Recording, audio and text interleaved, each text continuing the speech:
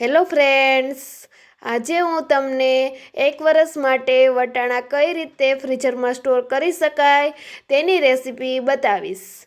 સૌપ્રથમ આપણે એક તપેલામાં ગરમ પાણી મૂકશું. પાણીને ગરમ થવા દેશું થોડીક વાર. ત્યારબાદ તેમાં 1 ચમચી ખાંડ અને થોડુંક મીઠું ઉમેરશું. તેને 5 મિનિટ માટે રહેવા દેશું. ખાંડ ઓગળી જશે પછી તેમાં જે વટાણાના બી છે તેને પાણીમાં ઉમેરશું.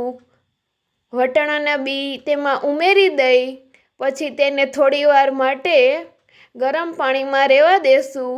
ત્યારબાદ તે વટાણા પાણીમાં ઉપર આવી જશે અને વટાણાનો કલર ગ્રીન થઈ જશે. ત્યારબાદ બધા જ વટાણા ઉપર આવી જશે. ત્યારબાદ તેને એક ચમચાની મદદથી હલાવશું. ત્યાર પછી હલાવ્યા બાદ તેને થોડી વાર પાણીમાં રહેવા દેશું.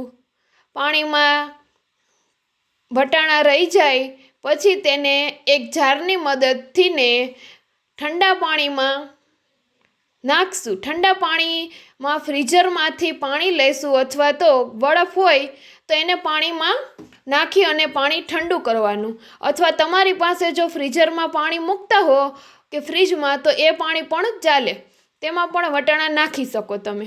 બધા વટાણા ગરમ પાણીમાંથી એક જારની મદદથી નિતારી ઠંડા પાણીના તપેલામાં નાખવાના.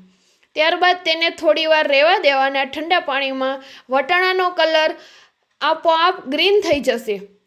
ત્યારબાદ ગ્રીન થઈ ગયા બાદ તેને એક જારની મદદથી એક કપડામાં કાઢશું.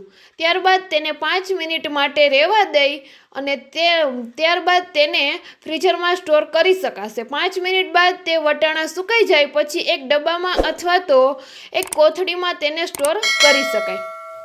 Thank you friends. જો તમને આ વિડીયો ગમ્યો હોય તો લાઈક કરો, શેર કરો અને સબસ્ક્રાઈબ કરો.